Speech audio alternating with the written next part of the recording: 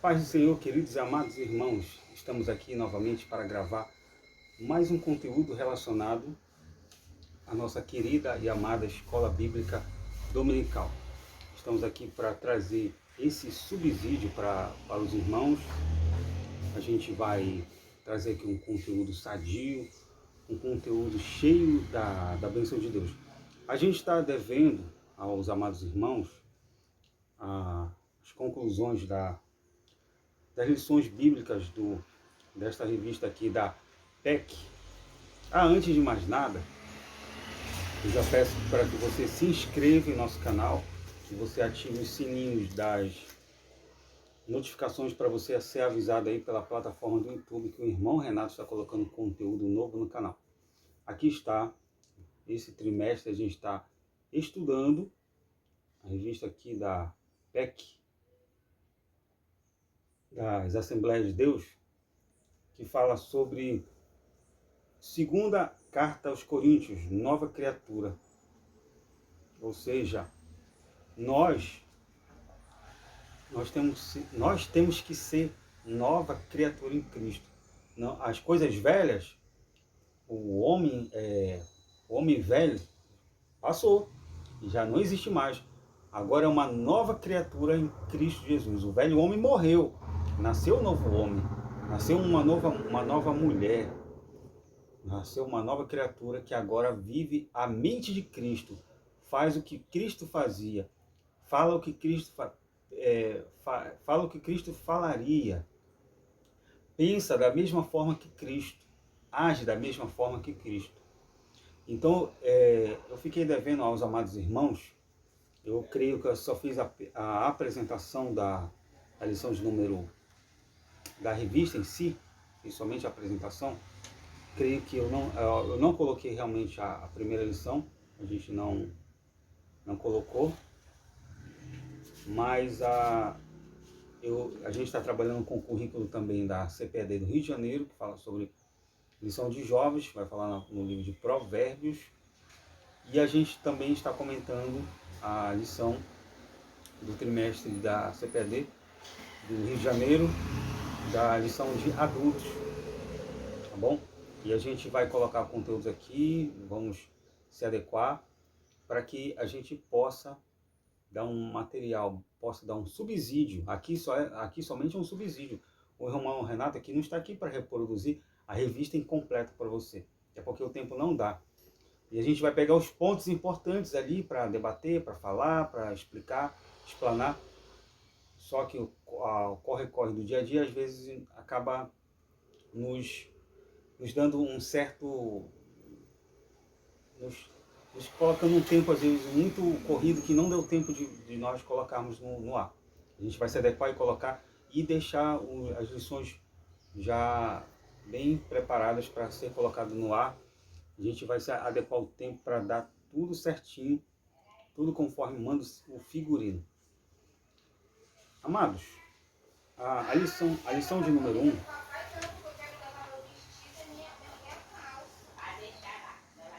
a lição de número 1, que fala sobre consolo na tribulação, a gente vai fazer aqui um apanhado da lição de 1, 2, e a lição de número 3 a gente vai fazer um pouco mais extensa, por completo. A lição de número 1, que fala sobre consolo na tribulação, ou seja, como é que a gente vai ser consolado, como é que nós, seres humanos, como é que nós, cristãos, iremos ser consolados na tribulação. Receberemos o consolo de quem? Do próprio Espírito Santo. Como eu falei no vídeo que eu coloquei no ar ontem, ao vivo, nós somos e estamos sobre a responsabilidade do Espírito Santo, porque é Ele que está cuidando de nós, é Ele que está nos capacitando, é Ele que está nos ajudando, é Ele que está dando forças para nós, porque para nós estarmos fazendo a obra dele, andando, caminhando na fé, crescendo na fé. Essa que é a verdade, amados. Nós crescemos na fé através da inspiração do Espírito Santo, da ajuda que vem do alto. Não é da autoajuda, é da ajuda que vem do alto, dada pelo próprio Pai, através da pessoa do Espírito Santo. E diz assim, você desculpe o barulho, porque aqui, infelizmente, aqui a gente não tem um estúdio, não tem um local adequado para gravar. É triste, né? Mas a gente vai fazendo a obra conforme Deus quer, irmã. A nossa esperança, isso é o textual, a respeito de vós está firme, sabendo que, como sois participantes dos sofrimentos, assim o sereis da consolação. Então nós passamos, o apóstolo Paulo escreve essa segunda carta aos Coríntios, capítulo 1, versículo 7, ele nos dá uma direção, ele apresenta para nós que há uma esperança. E ele estava firme, que apesar, quando ele fala assim, sabendo que como sois participantes dos sofrimentos, assim sereis da consolação. Então, da mesma forma que a gente passa por sofrimento, por tribulação, por problemas, por dificuldades, nós também iremos passar por consolação. Iremos passar por dias difíceis, iremos passar por dificuldade, iremos também, mas a consolação, o consolo virá. O salmista fala assim, o choro, ele pode durar uma noite. O choro, ele pode durar uma noite, mas a alegria vem ao amanhecer. Ou seja, a tribulação, o problema pode se estender por uma noite, por um momento, por um ano, por um mês, não sei. Mas o tempo dela acabar vai chegar, e o tempo do renovo, o tempo da alegria, o tempo de sorrir vai chegar. O tempo de chorar, tudo há o tempo determinado por Deus, como diz Eclesiastes. Tempo de sorrir e tempo de chorar. Tempo de alegrar-se e tempo de prantear. Tempo de vida, tempo de morte. Tudo há seu tempo determinado por Deus. Então nós temos um consolo, um consolador chamado Espírito Santo. E ele que capacita a igreja, e ele que consola a igreja. É ele que vai estar sempre ajudando a igreja a crescer e se desenvolver e passar por essas tribulações, passar por essas dificuldades, olhando para onde? Olhando para o alvo, olhando para Cristo, olhando para o prêmio da soberana consolação, da soberana salvação. Então nós temos que ter essa viva esperança, essa esperança de que Ele que nos ajuda. A segunda carta diz assim, aos Coríntios, foi escrita entre os anos 54 e 57, quando Paulo estava na Macedônia, percorrendo as igrejas locais no intuito de instruí-las e motivá-las a participar da coleta que estava organizando em favor da igreja de Jerusalém.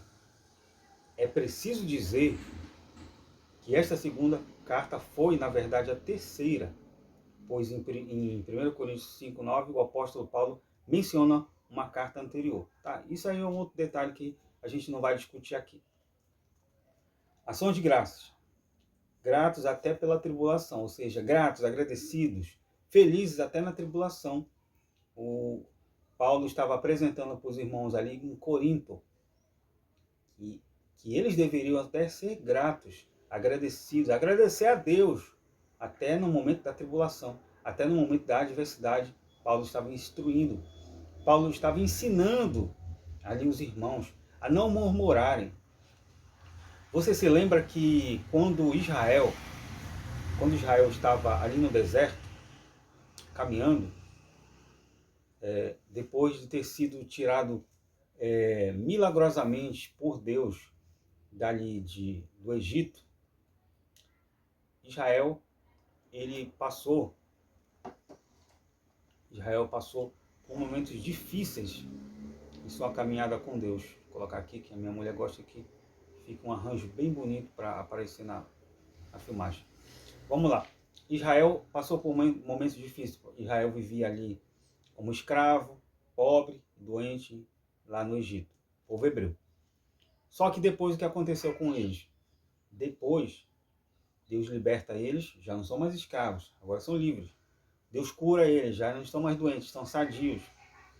Estavam pobres e miseráveis, já não estavam mais, estavam ricos, saíram com prata e ouro, a ponto de as pessoas mandarem eles embora e empurrando, vão embora logo, dando o pé daqui.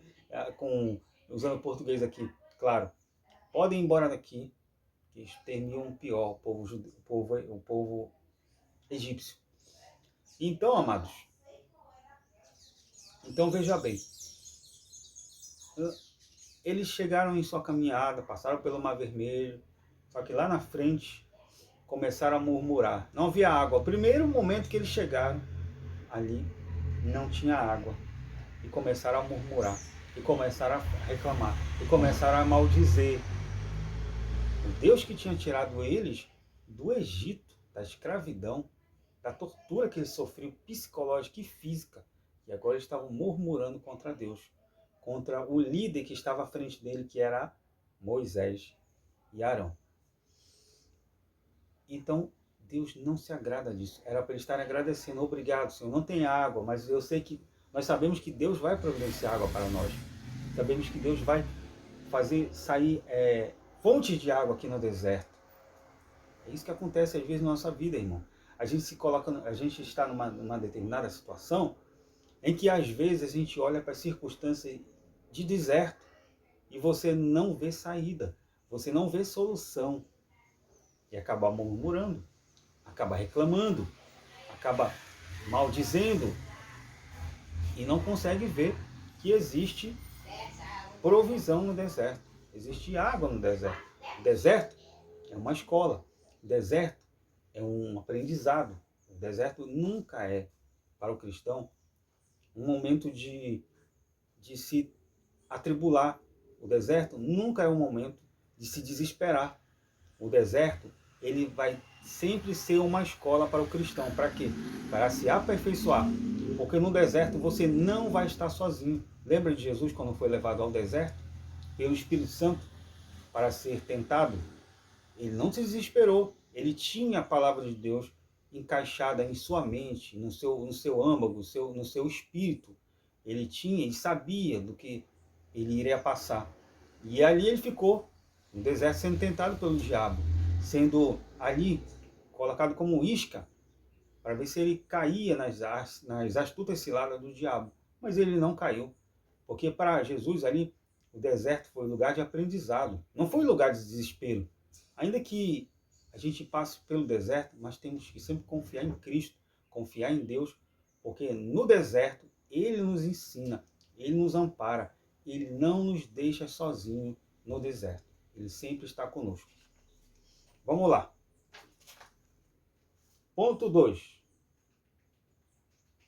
Você viu que eu não comentei essa parte da lição, porque ficou fácil o entendimento aqui da lição de número 1, do ponto 1, que a gente tem sempre a agradecer a Deus até no momento da tribulação, até no momento da perseguição. Temos que ser gratos a Deus, porque é a chance que Deus está nos dando de nós mudarmos a nossa visão, o nosso olhar de tribulação. Ponto 2. Amparados nas tribulações. Embora Paulo tenha demonstrado firmeza ao reafirmar sua autoridade como apóstolo escolhido por Deus, o início da carta também o mostra em meio a muita angústia e fragilidade, possivelmente por ter sido duramente perseguido em Éfeso. O tom usado na carta é de quem não quer polêmicas. É diferente hoje. É diferentemente hoje, irmão. Não ia nem falar isso, mas eu tenho que falar. Hoje, o que mais as pessoas querem é polêmicas. Pode ver. Meu canal ele não tem muita visibilidade, não tem muitos inscritos. Mas caso meu canal fosse um canal voltado a fofocas gospel, polêmicas, tretas, barracos, eu acho que já estaria estourando quase 1 milhão de inscritos aqui, ou até mais.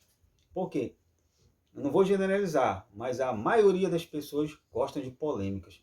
E pasme, até a maioria dos cristãos, até pastores gostam de se meter em polêmica. Até grandes líderes da igreja evangélica, Assembleia de Deus ou outras igrejas aí, eles gostam de polêmica, principalmente hoje em dia, né, nesse contexto de rede social que está aqui, o YouTube, Instagram, Facebook, o antigo Twitter, que hoje é o X, né? uma coisa X, uma coisa assim. Então, não estou bem inteirado, nessas outras redes sociais, tem o TikTok, tem o Kawaii, enfim, mais. Uma infinidade de redes sociais onde a sua visibilidade é tamanha, é grande. Até porque o canal do YouTube aqui é um canal gratuito. Você já imaginou você pagar uma rede de televisão, um horário de televisão para colocar o teu conteúdo? É caríssimo. No YouTube você paga aqui de graça e às vezes quando você é monetizado, você ainda recebe um dinheiro pelos teus conteúdos que são lançados aqui no YouTube. Quando o YouTube acha que o teu conteúdo é um conteúdo bom, um conteúdo relevante, que vai dar um retorno para eles também. Então o apóstolo Paulo, ele não queria polêmica. Ainda que as polêmicas pudessem existir, mas o apóstolo Paulo, ele não queria polêmica. Ele não queria se meter nessas polêmicas que aconteceram e aconteciam lá na igreja de Corinto. Paulo, a atitude do crente que suporta as aflições, mesmo na forma de rejeição da parte dos fiéis em Corinto. Parte dos fiéis, ou seja, o apóstolo Paulo recebeu rejeição até por parte dos fiéis. Então, até falo também sobre isso. Às vezes você vai ser rejeitado até por parte dos cristãos. Às vezes você vai ser rejeitado até por parte daquelas pessoas que se dizem cristãos. O Evangelho é um privilégio de ser consolado pelo Espírito Santo. Ele demonstra a certeza de participar do sofrimento de Cristo por causa do Evangelho. E o privilégio de ser consolado pelo Espírito Santo. Então nós temos o privilégio, olha lá, que nos ensina a paciência e a constância a fim de testemunharmos a outros irmãos que também padecem. Então nós temos essa consolação, esse privilégio. Olha o privilégio que nós temos, irmão. O comentador colocou aqui. Nós temos o privilégio de ser consolados pelo Espírito Santo. Não é por outra divindade, não é por outro ser, não é por uma força, como dizem algumas seitas cristãs aí que se dizem. O Espírito Santo é uma força. Não, é uma pessoa que está lhe dando força, que está lhe dando ânimo, que está lhe dando coragem para não desistir da sua caminhada cristã. Consolados na tribulação. Ponto 3. Paulo não reage com insultos por causa das acusações que recebeu dos coríntios. Ele sabe que os seus contestadores não são a maioria. Além disso, o avanço do evangelho da salvação foi comissionado a ele. Portanto, cabia-lhe sofrer com paciência a fim de que os outros, mesmo com a difamassem, fossem consolados pela pregação da cruz, por ocasião das suas próprias aflições. Se o Espírito sustenta os que amam o Evangelho, é para que os outros, sendo também perseguidos, creiam que, em meio às tribulações, também serão consolados. Em algumas circunstâncias, o Evangelho, que exige renúncias e escolhas dolorosas, mas em tudo devemos ser pacientes, para que, ao verem como Jesus nos conforta, outros também sigam fiéis. Então veja bem, a gente é consolado na tribulação para justamente a gente consolar outras pessoas que estão a passar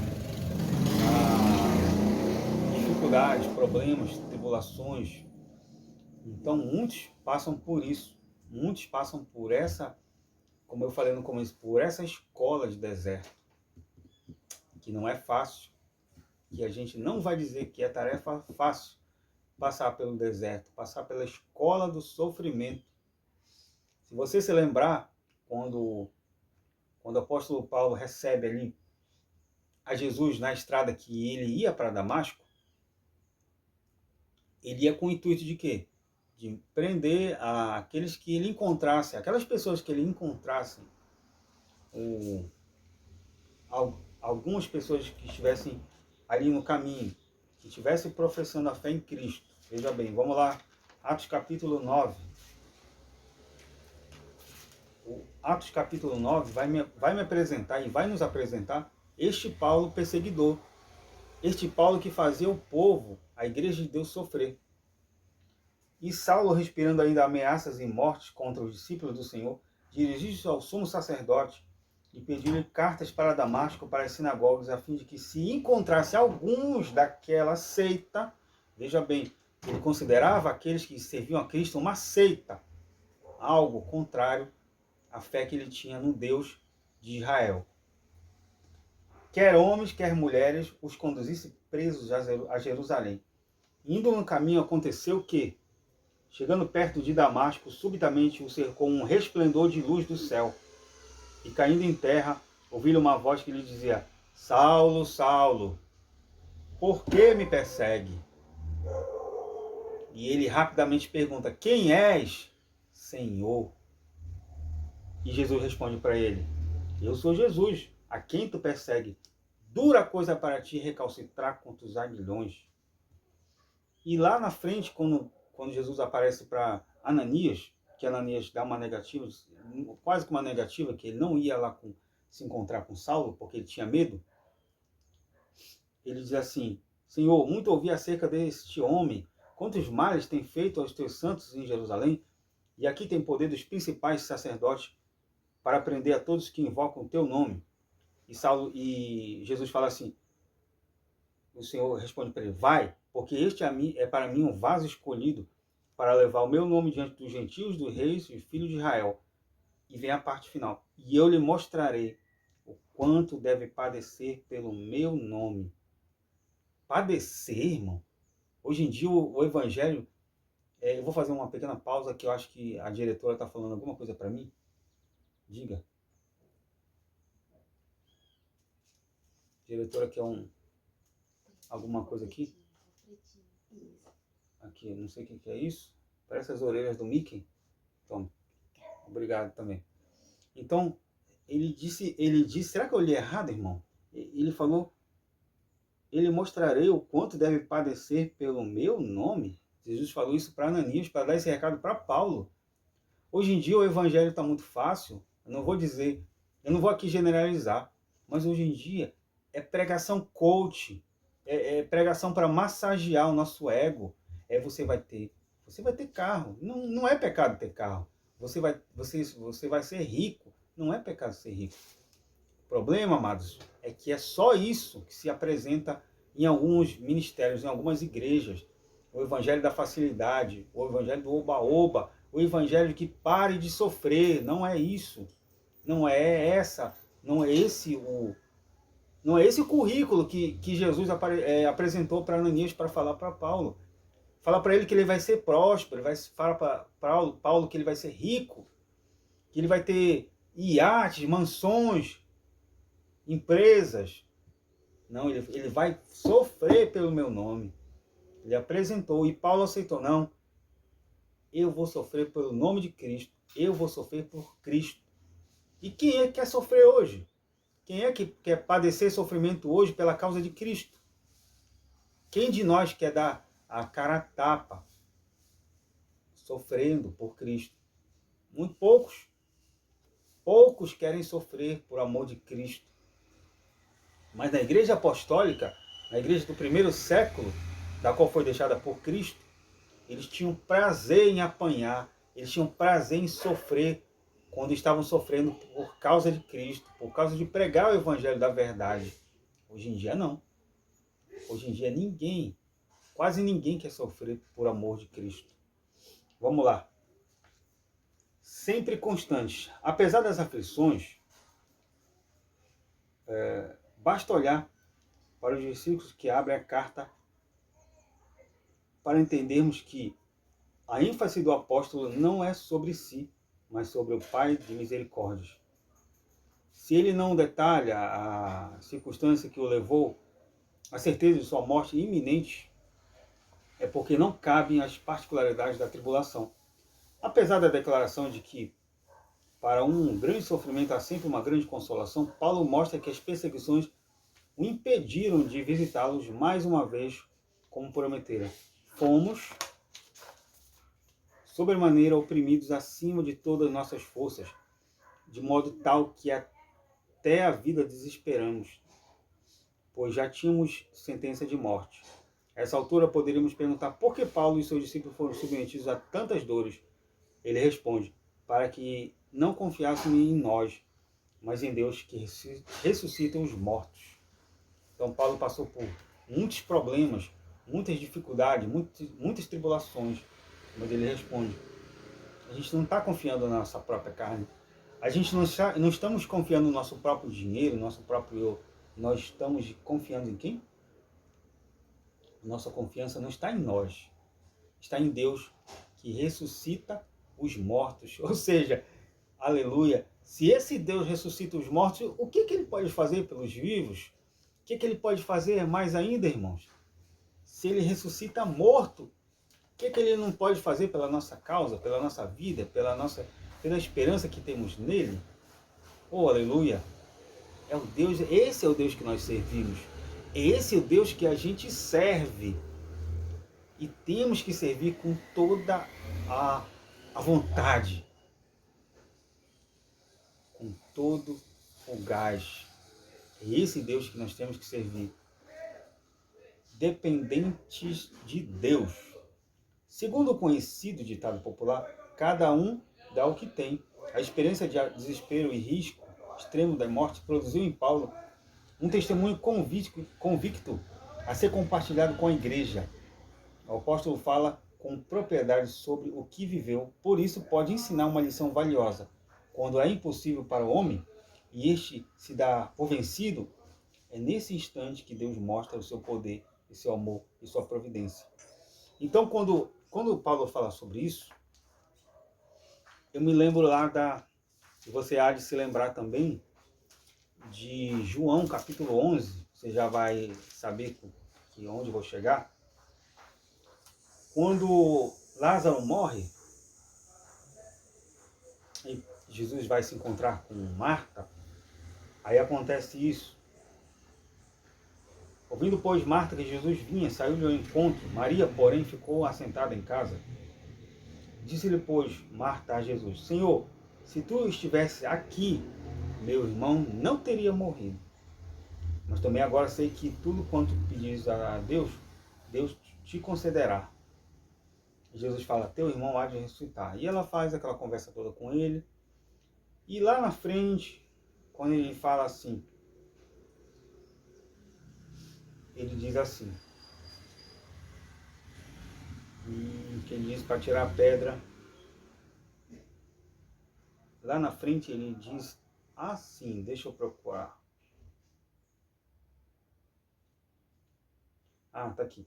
Jesus, pois, movendo-se outra vez, muito em si mesmo, foi ao sepulcro e era uma caverna, e tinha uma pedra por sobre ela. Disse Jesus: tirai a pedra.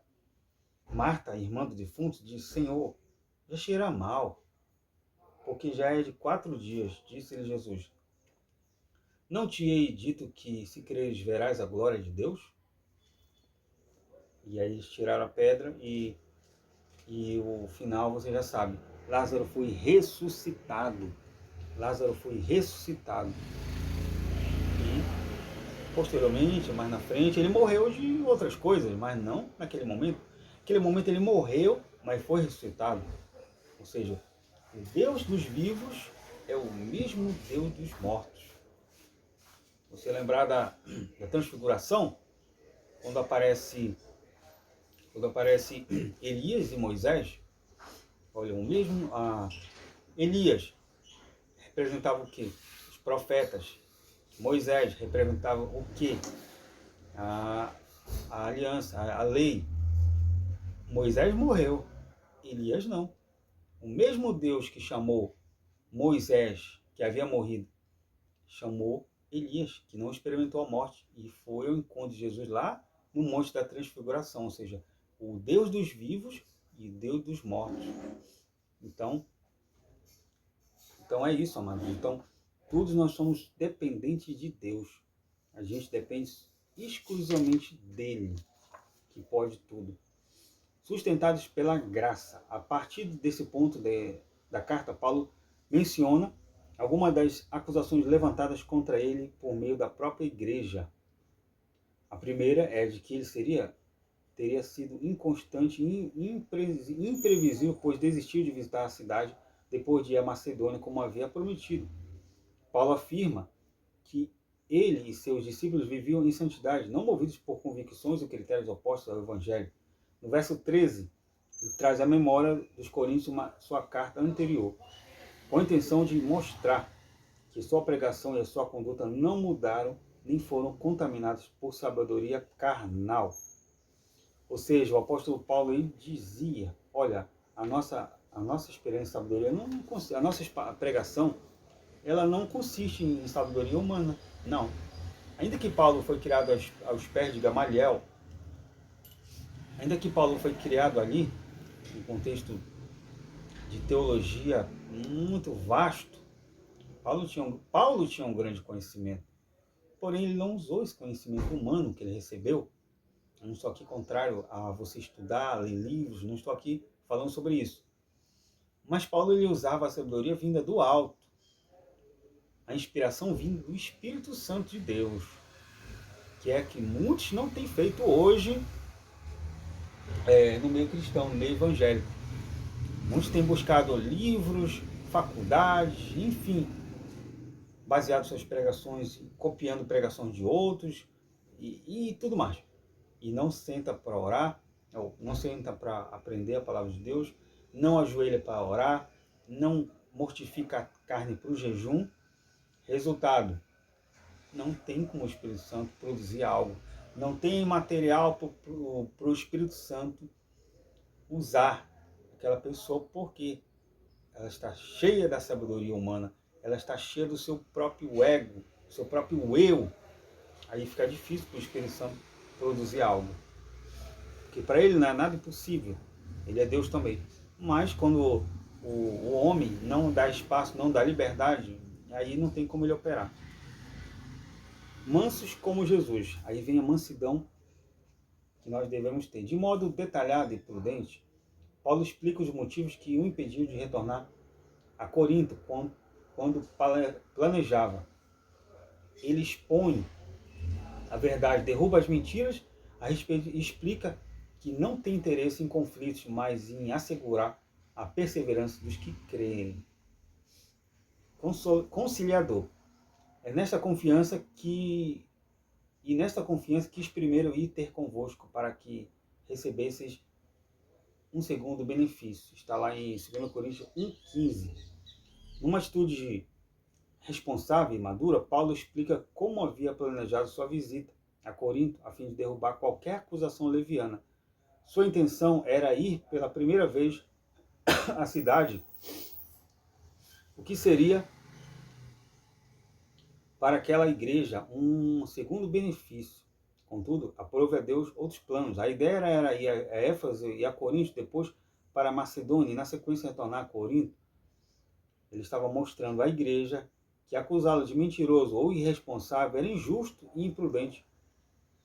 Paulo, inclusive, menciona que a sua intenção inicial era coletar uma oferta entre eles para levá-la à Judéia. Então, a intenção de Paulo não era ali, não era outra. Ele ia pregar o evangelho, ia ganhar almas ali, mas ele queria levar uma oferta para a igreja. Ele queria levar dinheiro, comida, oferta monetária. Ele queria ajudar a igreja.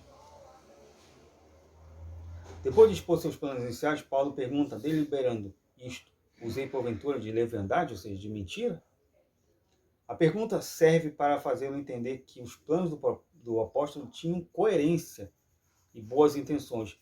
Nada foi pensado em benefício próprio ou de maneira irresponsável, mas com prudência e sinceridade.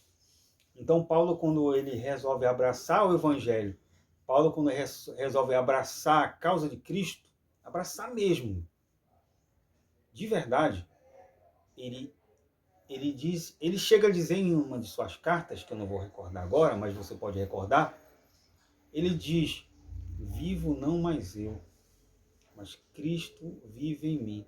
Ou seja, a vontade que ele tinha já não era mais dele, era de Cristo.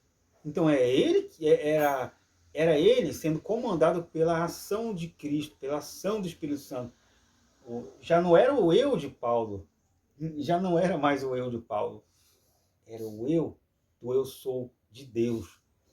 Já não era mais Paulo que tinha a decisão em suas mãos, era o próprio Deus Era o próprio Jesus. Olha, Paulo, eu vou te ensinar como é que você vai pregar o evangelho.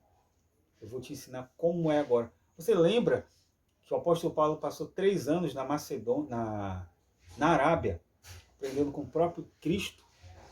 Veja bem, 3 anos que eu fico imaginando, já vi muitos teólogos falar que não, estava aprendendo com outras pessoas, não.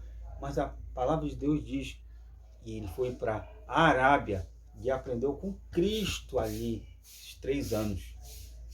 Então veja bem, irmãos, Paulo foi bem instruído e sabia muito bem o que estava pregando, sabia muito bem como estava evangelizando, ganhando almas, discipulando, abrindo igreja, porque ele foi comissionado por Cristo. Ele viu Jesus, amados, na estrada que ia para Damasco. Ele viu o Senhor, ele viu o resplendor de luz, ele viu Jesus. E muitas outras vezes Paulo viu Jesus. Quando, lá em Atos tem uma parte que ele diz que Jesus aparece para ele e fala: Paulo, tem ânimo. Ou seja, te anima, Paulo, não se desanime. Porque assim como... Eu vou abrir aqui, eu vou achar, eu tenho marcado aqui. Lá em Atos, você há de lembrar também, você há de lembrar que Jesus apareceu para Paulo. Quer ver? Vamos lá. Atos 23, versículo 11. E na noite seguinte, apresentando-se-lhe o Senhor, disse: Paulo, tem ânimo, porque assim como de mim testificaste em Jerusalém, assim importa que testifique também em Roma.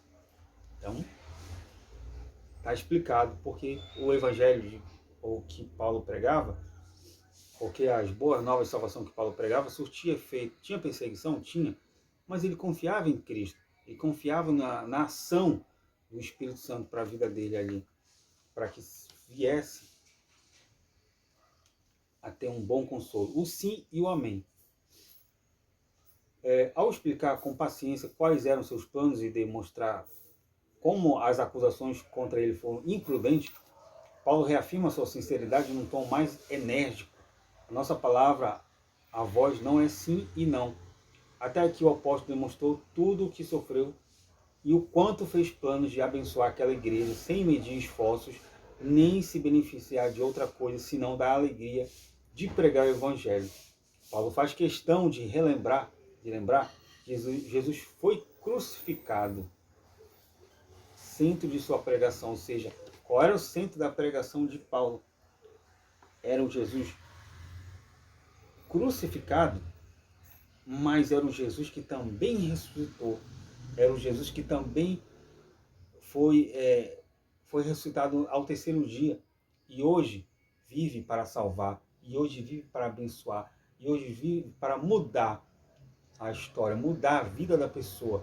Se é pecadora, já não é mais. Se mentia, já não mente mais. Se adultera, já não adultera mais. Se fornicava, já não fornica mais. Se roubava, já não rouba mais. Enfim, mudar o caráter da pessoa. E a conclusão, ponto 3 fala assim: atitude prudente. A gente já vai terminar, amados.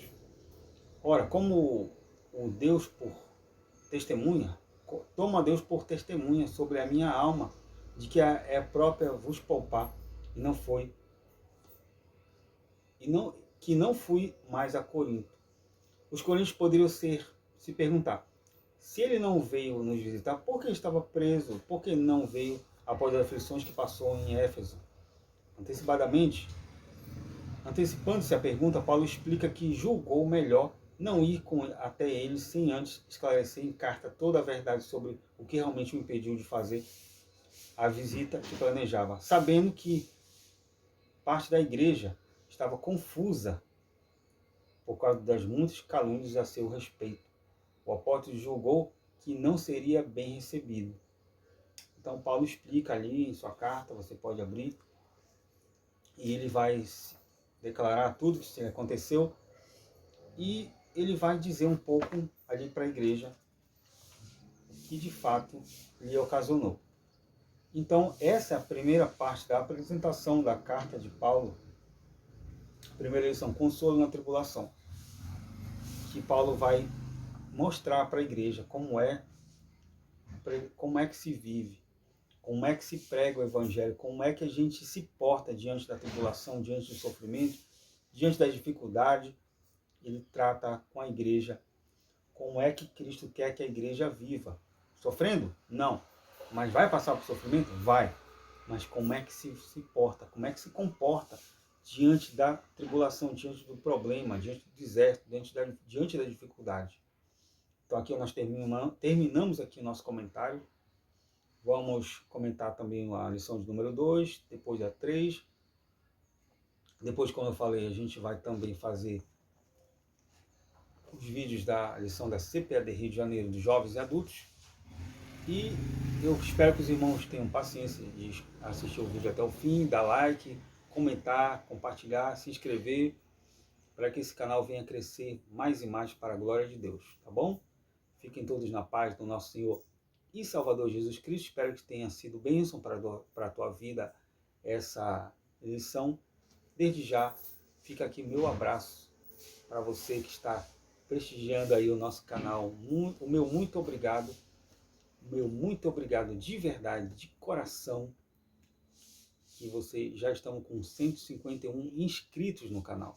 Temos a intenção de chegarmos, pela graça de Deus, até o final do ano, 1000 inscritos, e assim crescer mais e mais, fazer lives, debater assuntos teológicos, assuntos espirituais, enfim, para que o nosso crescimento seja sempre grande. Gradativamente a gente vai crescendo na graça e no conhecimento de Deus.